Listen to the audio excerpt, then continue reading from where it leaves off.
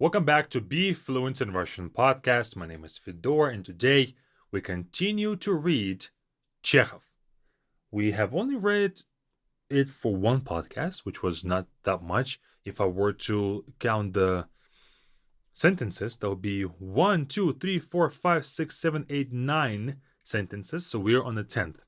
And these readings of Chekhov, we're reading Dama с собачкой. For anybody who is new, I do urge you to go back to the first episode, which was about 2 episodes back. I mean, you will see it with the titles. And listen to that first, because of course we're going to continue with the story. And you have to understand the beginning for you to understand the second part, etc. But one thought has come to me since I recorded the first part, was that these classics of Russian literature, the reason why they are classics is because a lot of Russian people read them. And it's considered to be a sign of intelligence or a good cultural awareness or cultural education to read these books. To read these books and to understand them and to read them when you're an adult. A lot of these things will be part of the school curriculum. But what can you really understand when you're just a teen? If you're 12 years old, 14, even 18 years old, a lot of these things will simply not make sense to you. And so it's a really sign of a good cultural awareness and moral standards when a person is well read, not just on documentaries and history, but also on some classics too. Which was a surprising fact to me when... No, that was not a surprising fact. Of course, I grew up with that, so it was like a default thing. If a person is educated, they must have read a lot of classics too. But when I got to the States, I didn't see the same resemblance. It seemed like there was not a same list of authors that people would kind of have that list of literature on. Those American classics were not there. Or at least they were not there to me. Maybe it's somewhere in the kind of hidden field from me. But I didn't discover that there was such a list. I mean, up until now. And if there is one, if there is a list of like classical American writers or just English writers, then you let me know. Of course, Shakespeare is one of them. Of course, I understand that. And if there is a list like that, then please let me know. But for a Russian list, we can have authors like, of course, Pushkin for poetry.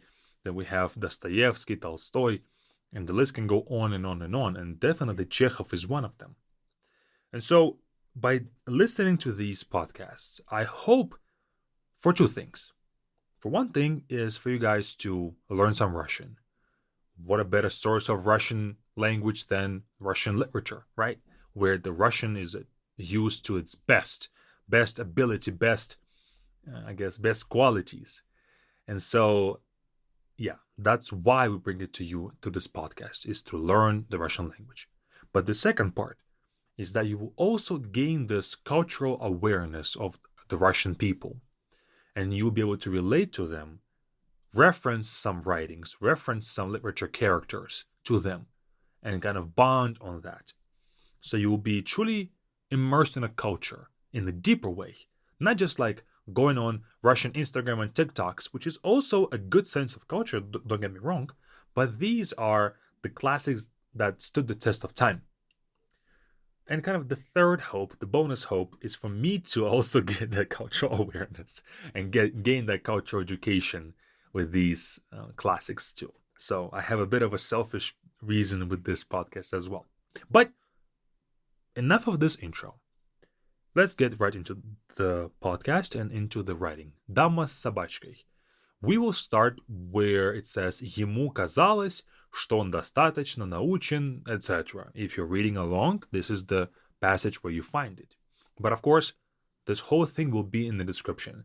We'll have a line of Russian text, a line of translation, line of Russian text, line of translation. So today, I want to focus a little bit, of course, on the translation, but also on the pronunciation. How about we focus on the devoicing? That can be a good thing. And one is going to be devoicing, but another one is going to be the sounds ye, yo, you, and ya. So let's get right into this. If you can read along, It will really help you out too. Ему казалось, что он достаточно научен горьким опытом, чтобы называть их как угодно. Но все же без низшей расы он не мог бы прожить и 2 дней. He thought he was sufficiently taught by bitter experience to call them whatever he liked, but still, he couldn't live 2 days without the quote-unquote lower race. So, ему казалось, he thought, or it appeared to him. Not that he actually thought like a mental effort of thinking, but it appeared to him something. So it's not your own thinking, it's something that appears to you. Something that comes to you kind of without your understanding where it comes from. Okay. Что он достаточно научен горьким опытом. That he was sufficiently taught by bitter experience. Чтобы называть, to call, их как угодно. As much as to call them, meaning women, he was experienced enough by the bitter experience with women to call them whatever he wanted. But still, но все же, great phrase, но все же, but still, but regardless, без, quote-unquote, низшей расы, without the lower race, он не мог бы прожить, he couldn't have lived. И 2 дней, even 2 days. So here, we have не мог бы прожить и 2 дней. He couldn't live for 2 days. But we have this и 2 дней. It doesn't mean and here, right? It wouldn't be like he lived 2 and 3 days. No, he couldn't live even 2 days. So a secret meaning of e is even. He couldn't have lived even for 2 days. And one of our focus for today's pronunciation and the sounds ye. When the sound ye, or yo, you and ya, etc., are in the beginning of the word, make sure that you pronounce it like this. The first word in the sentence was ему. That you hear this y, ему, ему. It's very easy to say ему, ему, or ему, like that. But it's ему. Even make a bit of more of a conscious effort, ему. And then for the devoicing part, ему казалось. So we don't really say казалось. We say казалось. So this last part is лыс, казалось. Then the next word, достаточно, enough. The stress falls on the a, достаточно. And so whatever follows that is devoiced. So достаточно. You can even reenact this with saying it with a full breath, with your full chest. Доста, and then drop it. No breathing. Точно. Достаточно. Like that. Of course, this would be an exaggeration of this rule, but it's still a good practice. If you want to sound closer to how natives sound, it's a good exercise. And then, same thing, the next word. Научен. The stress is on the u. Научен. Научен. Okay?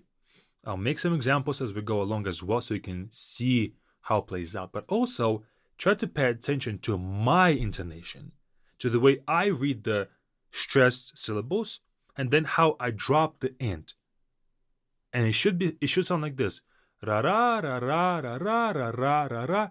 So, because we have our sentence kind of as one long word, the syllables that are stressed will come up, the rest will be dropped off.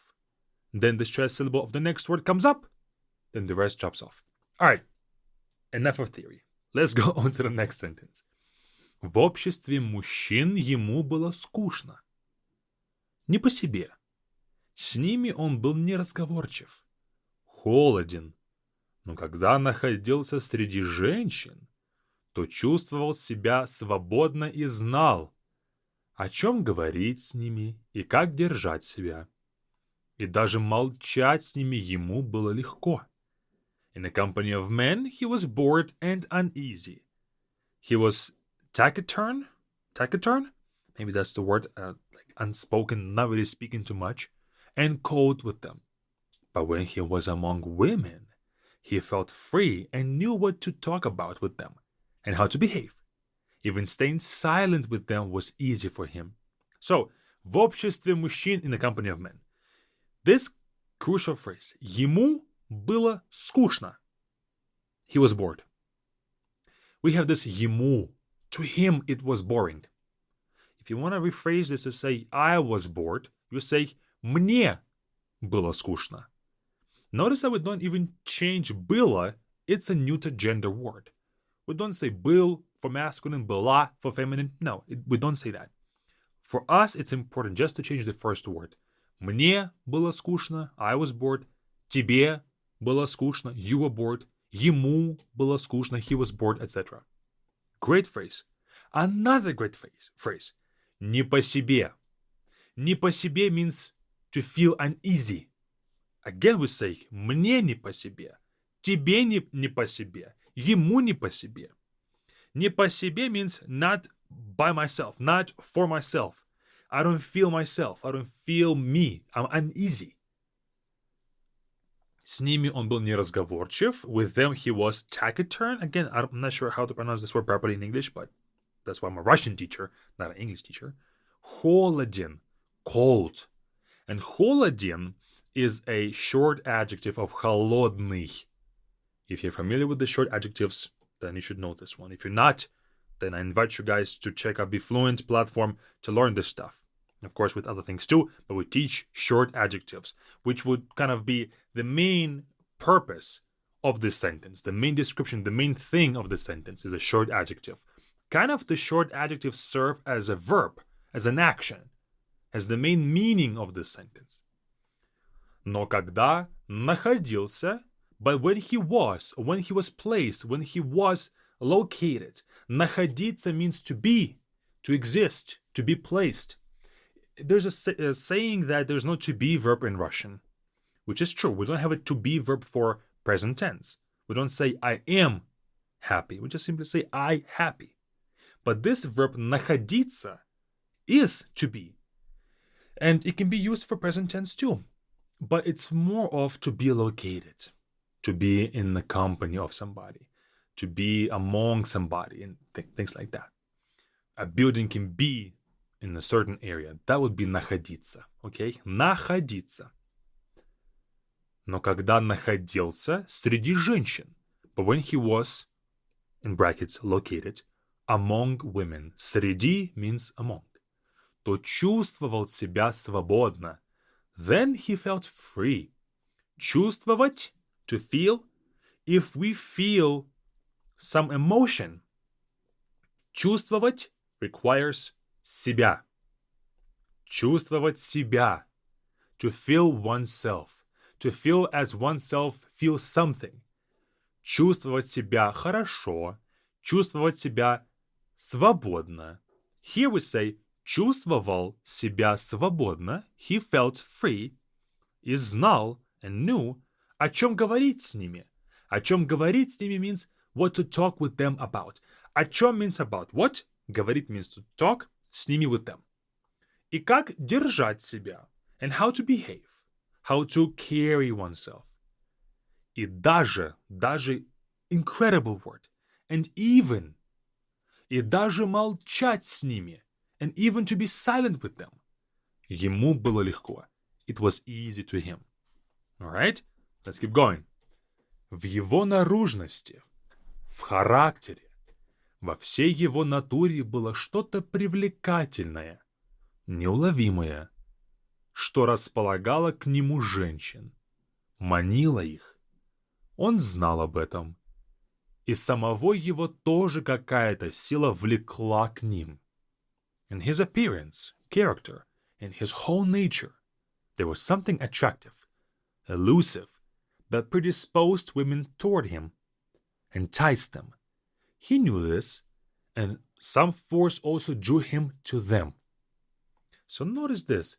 This guy, we called him, let me go back, Dmitry Dmitrich Gurov. He called the women the lower race. But in the company of men, he was bored. But in the company of women, he was alive and he felt easy. Something was attracting women to him and him to women. How crazy is that, right? He calls them the lower race. How is that possible? Maybe that's because he wants to convince himself that he is not attracted to them. But here, the translation is enough, I think, for you guys to get some new words. If you want to look at this passage, it's going to be in the description to this podcast. But let's talk about our pronunciation a bit. В его. In his. В его наружности. We have three words. In fact, we have a preposition в. Его, his. Наружности, appearance. We have this в in the beginning. And then we have его. Again, y comes as the first letter in this word. So we have to say в его. I understand that it's hard, but в его has to be strong. This y has to be there. We have to separate the consonants of different words. We can't just say в его наружности. That would be kind of improper. В его наружности is proper. The difference is very minor. Just listen to both. В его, correct? В его, incorrect. В его, виво. So with this в его, this y has to be strong. Okay? And then, again, we have во всей его натуре. In fact, for this one, во всей его. The word всей ends on this y as well. Всей. And then the next word, его, starts with the same consonant. So we have to say во всей его натуре. Or you can take a pause. Во всей его натуре. Во всей его натуре. It can be either or. Is there any other ones that are here? Его тоже какая-то. Yes, there's another его. But all the rest, I think the ye, when it's in the middle of the word, it doesn't have the same y sound. It just simply has a e sound. For example, with this word характере. This last two consonants, тире. First one changes to e, t.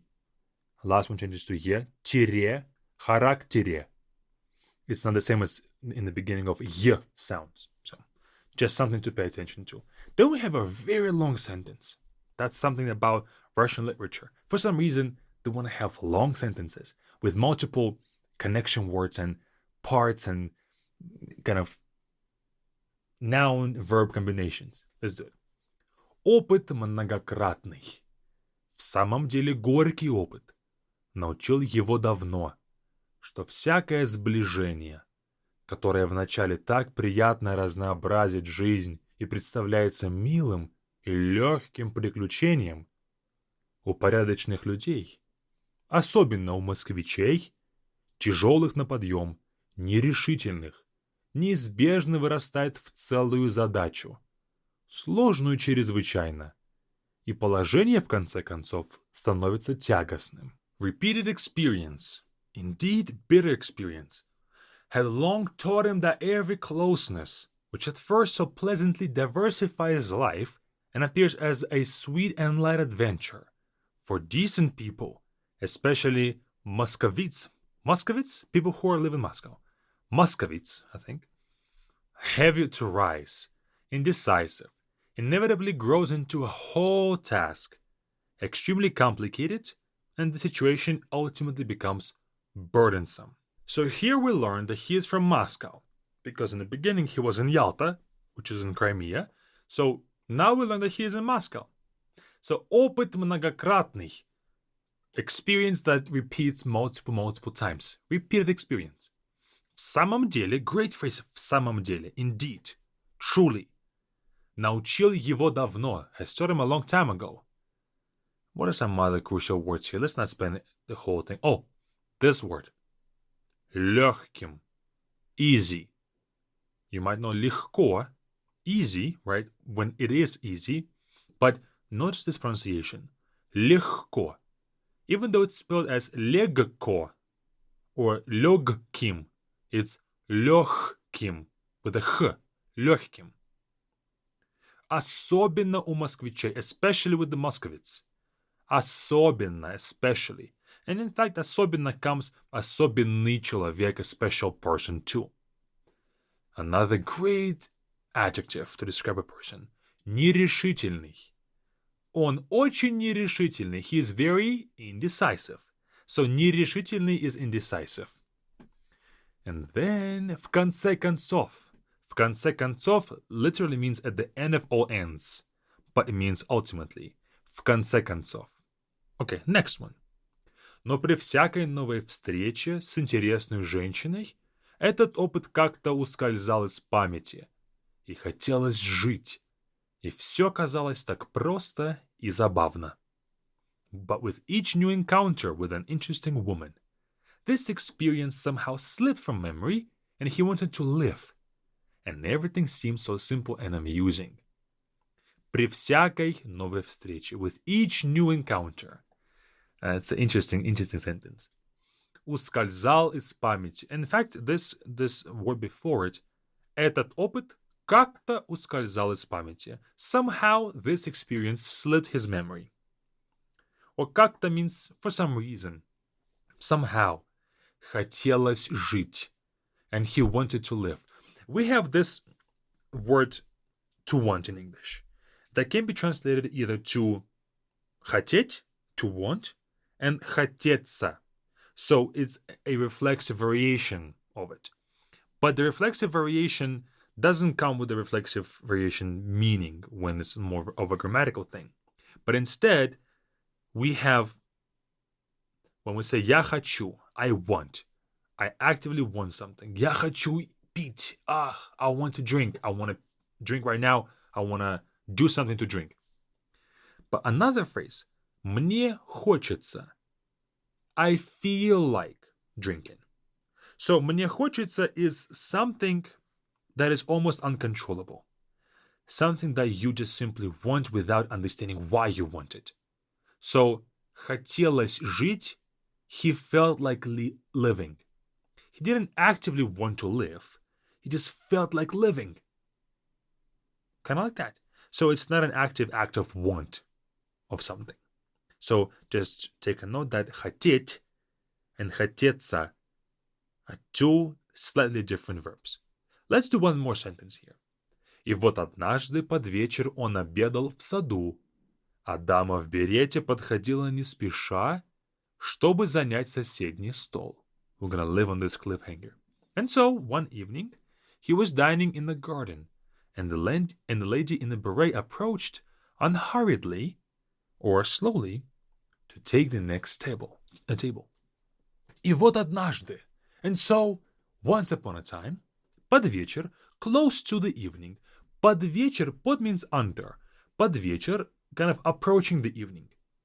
So, однажды means once upon a time, or one day, one time. Под вечер, closer to the evening time, он обедал в саду. He was dining in the garden. А дама в берете, and the lady in the beret, подходила не спеша. Подходить means to approach. Is to come up slowly. Не спеша means unhurriedly or slowly, kind of taking your time. Чтобы, in order to, занять, to take, or to occupy, so that nobody else will occupy it. Занять соседний стол, neighboring table, or the next table. So, he just felt like living when he meets a new person, even though his terrible experience has taught him otherwise. And so one day, this lady in the beret, эта дама с собачкой, this lady with the dog, was taken at the next table. We're going to continue on this one, on the next sentence next time. Hope you've enjoyed yourself and you've learned something from this podcast. If you want to learn in a structured approach to speak Russian to your family and friends, to learn all the important things that you need for that conversation to go smoothly, then check out Be Fluent with the first link in the description. We have recently added a 7-day trial. Now you can try it for free and see if you like it or not. That's all. Join us with the first link in the description, and I will see you all there and in the next podcast. And that's it. See you all next time. Пока-пока.